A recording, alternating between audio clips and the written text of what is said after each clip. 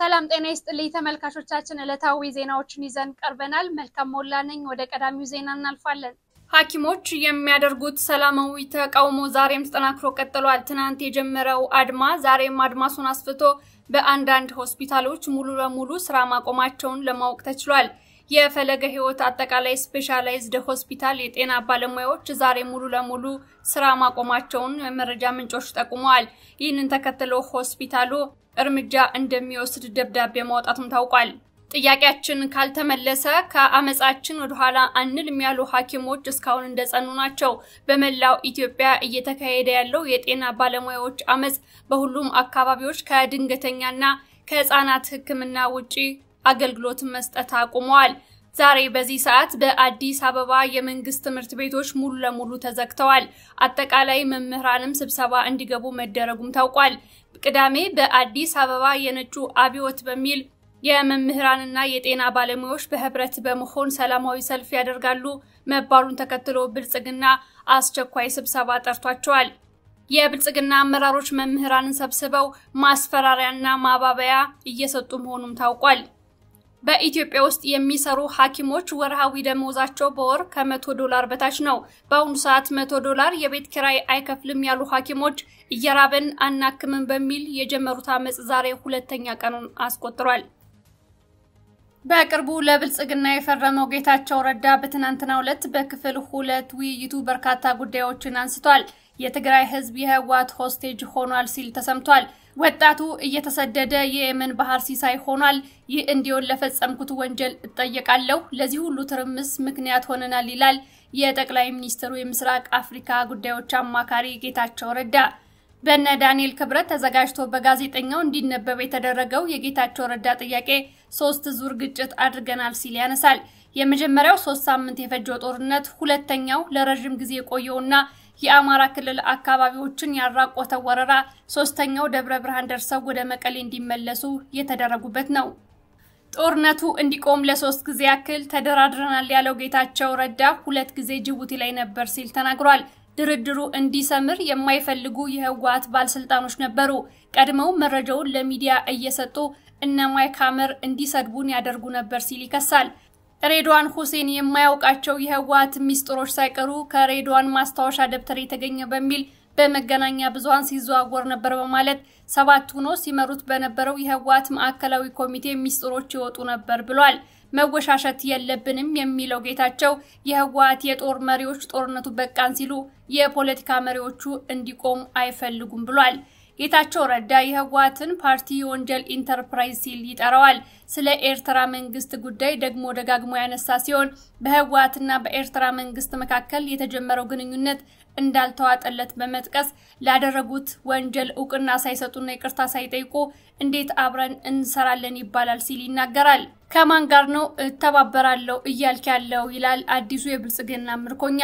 የኤርትራ ጦር ወደ ሀገር ውስጥ እንዲገባ ፈቅዶና ከመከላከያ ጋር ተቀናጅቶ የጦር ወንጀል እንዲፈጽም ያደረገው የብልጽግና መንግስት መሪና የጦር አመራሮች የትግራይንም ሆነ በጦርነቱ ጉዳት የደረሰበትን የአፋርና የአማራ ህዝብ ይቅርታ አልጠየቁም። ለፈጸሙት ወንጀል አልተጸጸቱም። ይልቁንም ከጦርነቱ ማግስት ኮሮና ሳይበግራቸው አዳራሽ ውስጥ ተሰብስበው ሲስቁ ሲሳለቁና ሹመት ሲሰጣጡ ነበር። ጌታቸው ዛሬ ከነዚህ ወንጀለኞች ጋር ሲሰራ ለኤርትራ መንግስት ያስቀመጠውን መስፈርት ብልጽግናን መጠየቁን ዘንግቶታል። ጌታቸው ረዳ የቀድሞ የሚላቸው የህወሓት ባለስልጣናት ከኤርትራ መንግስት ጋር አብረው እየሰሩ መሆኑን እየኮነነ እሱ ራሱ ከኤርትራ ባለስልጣናት ጋር ተገናኝቼ ነበር ይላል። ሳወራቸው በፍጹም በጦርነቱ ወቅት ስለነበረው ሁኔታ እንዲነሳ አይፈልጉም ይላል። ጌታቸው ከሻዕቢያ ባለስልጣናት ጋር በምን ጉዳይ እንደተገናኘ የእሱ መገናኘት ልክ የሌሎች መገናኘት ስህተት እንደሆነም አያስረዳም። በአሁኑ ሰዓት በሰው ኃይል ላይ የተመሰረተ ውጊያ የሚመራ ጄኔራል ጤነኛ ነው ብዬ አላስብም ሲል ቀጣይ ጦርነት አለ ስጋት ይዞኛል በሚል ያነሳል። በፊት አውራሪነት በመራው ጦርነት የትግራይን ወጣት ማስፈጀቱን በዚህም ከፍተኛ ጸጸት ውስጥ መግባቱን አልፎ አልፎ ማብራሪያው ላይ ጣል ያደርጋል። አንድ አባት 5 ሚሊዮን ብቻ ሆነን የቀረነው በጦርነት ነው፣ ልጅ እንድንወልድ ረፍት ስጡኝ ብለውኛልም ይላል። ሆኖም ጌታቸው ወደፊት ሊመጣ ነው ብሎ የሰጋው ጦርነት ያስጨነቀው ከህዝብ አንፃር ወይስ ከአዲሱ አለቃው ህልውና አንፃር የሚለውን ጠይቀን እንለፍ። በሰሜን ኢትዮጵያ ጦርነት የነበረው ጀብዱ የውሸት ነበር። የትግራይን ህዝብ ያስጨረስንበት ከ90 ኪሎ ሜትር ርቀት ላይ ሆኖ ያዋጋ የሸሹ ልጆችን በግፍ የተረሸኑበት ይህ በሆነበት ሰዓት ስንጮና ስንደነፋ የነበረው የውሸት ጀብዱ ነው ይላል። በጎሰሙት ጦርነት ከዩኒቨርሲቲ ትምህርታቸውን አቋርጠው የሱ ጠባቂዎች የነበሩ ወጣቶች በድሮን መመታታቸውንም ተናግሯል። በድርድሩ ወቅት የህወሓት አመራሮች ተሎ ከጅቡቲም ሆነ ከናይሮቢ እንድንመለስ ይፈልጉ ነበር በማለት እኛ ከድሮን ቀጠና ውጭ መሆናችንን አልወደዱትም ሲል በውስጣቸው የነበረውን መጠፋፋት በግሃድ ያወጣል። የአሜሪካው ተወካይ ማይክ ሃመር እናንተ ሴፍ ዞን ላይ መሆናቸው አልተወደደም እንዳለውም ይናገራል። የትግራይ ፖለቲካ በጎጥ ተከፋፍሏል የሚለውን ያስተባበለ ሲሆን የጥቅም ግጭት እንጂ የጎጥ አይደለም ይላል። በወርቅ ዘረፋ ላይ ተሰማሩ አሉ ሲልም የቀድሞ ጓዶቹን ይከሳል። ወንጀል ብንወዳደር እኔ ከሌላው የበለጠ ወንጀል አልሰራውም፣ የእኔ ወንጀል ጥቂት ነው ሲልም ይናገራል። ከእነገሌ ጋር ሆነን እገሌን እንጥላለን በሚል የተገለጸው ተፈጥሯል የተባለው የኃይል አስተላለፍ ጌታቸው ረዳንም አሳስቦታል። የዚህ ቃል ትርጉም ህወሓት ኤርትራ የኦሮሞ ነጻነት ሰራዊትና ፋኖ ሆነው የብልጽግናን መንግስት ሊጥሉት ነው የሚል ትርጉም ከፖለቲካው ምህዳር እንድንረዳ ያደርገናል። የፋኖ አመራሮች በተደጋጋሚ ከህወሓት ጋር ለመስራት አልተስማማንም የሚል መልስ መስጠታቸውን እዚህ ጋር ጠቁመን ለማለፍ እንወዳለን። ይህንን የፖለቲካ አስተላለፍ ትንታኔ የተለያዩ አስተላለፍ ያላቸው የፖለቲካ ኃይሎች የሚጋሩት ስለሆነ ነው። የሰሜን ፖለቲከኞች መንግስቴን ሊጥሉብኝ ነው ሲል መጀመሪያ ይህንን የኃይል አስተላለፍ ወደ ፖለቲካው ጎትቶ ያስገባው የብልጽግና ቡድን ነው። ይህንን ተከትሎ ተቃዋሚ የኦሮሞ ፖለቲከኞችን ሳይቀር ሰብስቦ ኑ ድረሱልኝ ሰሜኑ መጣብኝ የሚል ስብሰባ ከማድረግ ጀምሮ የብልጽግና የወረዳ ካድሬዎቹ ወታደራዊ ስልጠና እንዲወስዱ አድርጓል። ከሁሉም የኦሮሚያ ክልል አካባቢዎች ወታደራዊ ስልጠና እየተሰጠ ይገኛል። ጦርነት ወዳዱ መንግስት ልጆቻቸውን ለጦርነት እየማገደባቸው ጭንቀት ውስጥ የገቡ የኦሮሞ እናቶች ልጆቼን አልሰጥም ቢሉም የኦሮሞ ብልጽግና በግዳጅ አፈሳ ከፍተኛ ኃይል እያሰለጠነ ይገኛል። ሽመልስ አብዲሳ ከ40 ዙር በላይ ያሰለጠናቸው የኦሮሞ ልጆች የት ገብተው ብልጽግና በአዲስ መልክ አፈሳ እንደጀመረ የሚናገር የለም።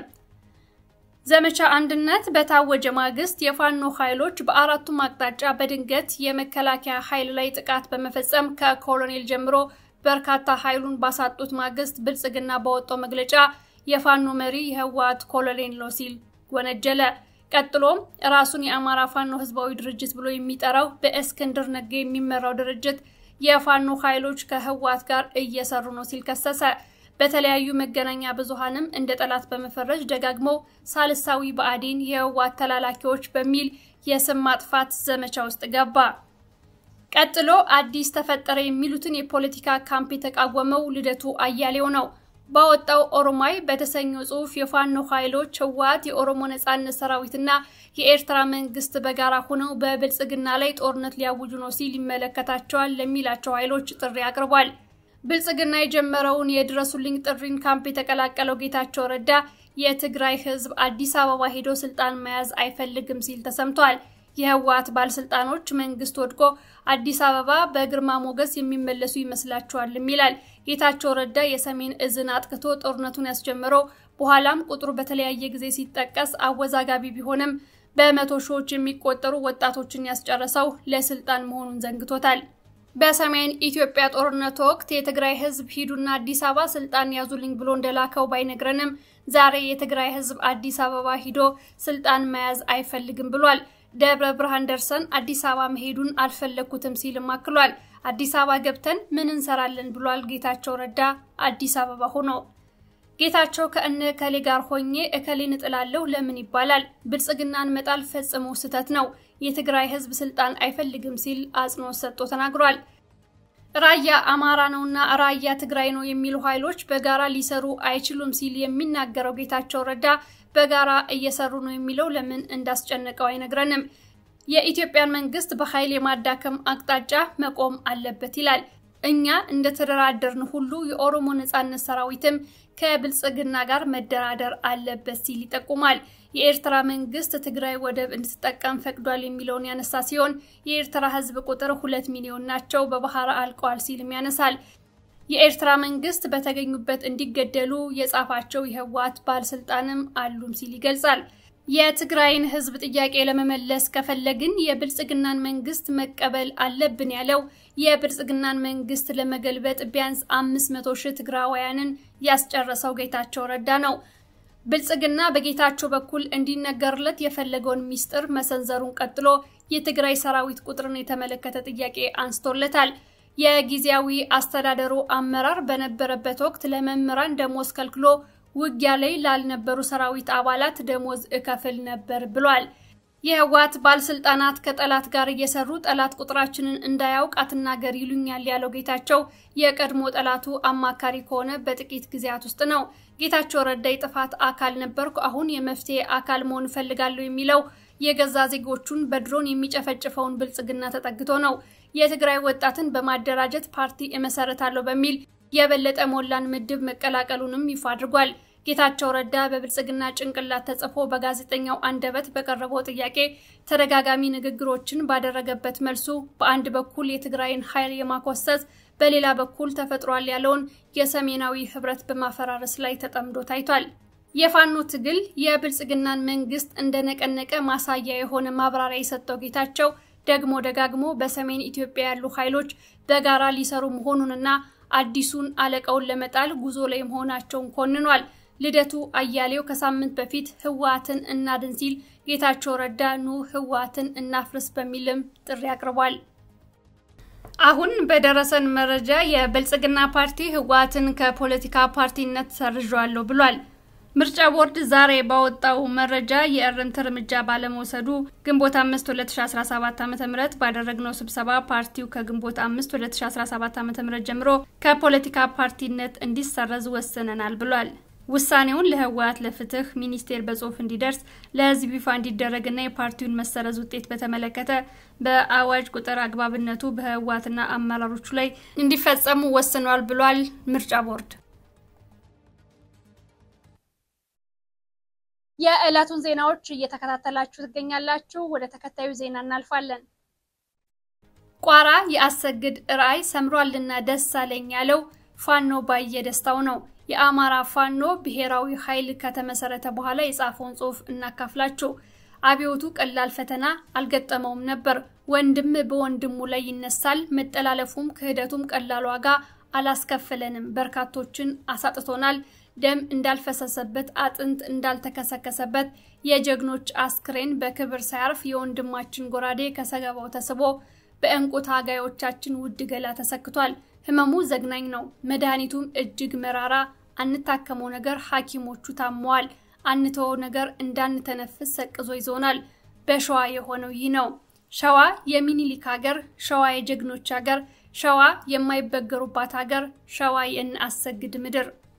ብልጽግና በሸዋ በእንብርክኩ ተነርቷል። ያላየው መከራ ያልቀመሰው ፍዳ የለም። ምስጋና ለኮሎኔል አሰግድ ይሁንና በአዲስ አበባ ጫፍ የተቀሰቀሰው አብዮት የቤተ መንግስቱን ሹማምንት ድብርክ አርጓቸው ከአንጾኪያ እስከ ሸኖ የሸዋ ልጆች ደማቅ ታሪክ በደማቸው ጽፈዋል። በኮሎኔል አሰግድ ላይ የተፈጸመው ክህደት በአማራ ህዝብ ላይ የተፈጸመ ታሪክ ይቅር የማይለው ክህደት ነው። ሁላችንም አዝነናል። ሁላችንም ቆዝመናል። የጥርስ ደም ሆነና ለመዋጥ ቢቸግረንም ከዳር እስከ ዳር ቁጭት የቀሰቀሰው ሌላ ተጨማሪ ኃይል የተቀላቀለበት ትግል በሁሉም ክፍለ ሀገራት መቀስቀሱ የማንዘነጋው የዚህ ትውልድ ሌላኛው ጥንካሬ ሆኖ አልፏል። ኢንጂነር ደሳለኝ ሲያስብ ሸዋ የአባቱን የኮሎኔል አሰግድን አደራ ተቀብሎ ሸዋን ወደፊት ሊወስድ የወንድሞቹን ደም ሊያደርቅ ትልቁን ፈተና ተጋፈጠ። ሸክሙ ቀላል አይደለም። መታመንን፣ ጀግንነትን፣ አንድነትን ይጠይቃል። የሸዋ ትግል እንደምናስበው አይደለም። ለመጋፈጥ ያስፈራል። ወዲህ በወንድምህ ወዲያ በጠላት የማያቋርጥ ዘመቻ ይከፈትብሃል። በውቅያኖስ ወጀብ ጀልባህ እንዳትናወጥ የማድረግን ያክል እጅጉን ፈታኝ ነው። ወይ ትሰጥማለህ ወይ ትንሳፈፋለህ። የጀልባው ዕጣ ፈንታ በአንተ ላይ የተወሰነ ነው። በፈተናዎች አልተረታም። መሰናክሎቹ አላስቆሙትም። ህልሙን ከመኖር አደራውን ከመወጣት ያስቆመው አንዳች ምድራዊ ኃይል የለም። ከሸዋ ወሎ አስቸጋሪ መልክዓ ምድሩን ሰንጥቆ ጎጃም የገባው የአዲሱ ትውልድ ታማኝ ሰው ጎጃም ሲገባ ተሰድረው የቆሙ ተራራዎች ተቀበሉት። ሸለቆ ከቋያ በላይ እየገረፈ አቀፈው። አንድ ጠብታ ውሃ በጉሮሮው አላገኘም። ጓዶቹን አስከትሎ የተምዘገዘገው ኢንጂነር ደሳለኝ ሲያስብ ሸዋ የአባይን ሸለቆ በረሃ ተቋቁሞ በሌላኛው አቅጣጫ ጉዞ ከሚያደርገው የአርበኛ አስረስ ማረ ዳምጤና የአርበኛ ዋርካው ምሬ ወዳጁ ልኡካን ጋር በመገናኘት እጅግ ደስ የሚል ወንድማማችነት በተሞላበት ጉዞ ጎጃምን መሃል ለመሃል በጠራራ ፀሐይ እየተገማሸሩ በህዝባቸው መካከል አለፉ። ጉዞ ወደ ቃል ኪዳኗ ምድር ጎንደር ቋራ ሳምንታትን የወሰደው አስቸጋሪውን የአንድነት ጉዞ አጠናቀቀ። ጠይም መልከ መልካም ነው። ዘለግ ያለ ወጣት በዝምታ የተዋጠ ነው። ሲበዛ ቁጥብ አንደበቱን ከቁም ነገር ውጭ አይከፍትም። ዝምታው ያስፈራል። ሁሌም በአስተውሎና በብልጠት ይራመዳል። የእግሩ ኮቴ እንኳን አይሰማም። ጸባይ የሰናዩ ኢንጂነር ደሳለኝ ሲያስብ ሸዋ ጄኔራል ተፈራ ማሞን ጨምሮ በርካታ ጀግኖችና ምሁራን ያሉበት የአማራ ፋኖ በሸዋን እየመራ ዛሬ ለተገኘው የቋራው ቃል ኪዳን ታላቅ ዋጋ ከፍሏል። ሚኒሊክ የቴዎድሮስን ራይ ጫፍ እንዳደረሰው የአሰግድን ራይ በጎንደር ቋራ ሰምሯልና ደሳለኝ ይህንን ታሪካዊ ቀን በጉጉት ሲጠብቁ የነበራቸው የአማራ ፋኖ በሸዋ አመራሮችና አባላት እንኳን ደስ አላችሁ ሲል መልካም ምኞቱን የገለጸው የአማራ ፋኖ ብሔራዊ ኃይል በጎጃም የሳሙኤል አወቀ ክፍለ ጦር የህዝብ ግንኙነት ኃላፊ ፋኖ ባየደስታው ነው። ዕለታዊ መረጃዎቻችን እነዚህን ይመስላሉ። ስለተከታተላችሁን ከልብ እናመሰግናለን። ሌሎች መረጃዎቻችንን በፍጥነት እንዲደርሷችሁ ቻናላችንን ሰብስክራይብ ልታደርጉ በአክብሮት ጠይቃለሁ። መልካም ጊዜ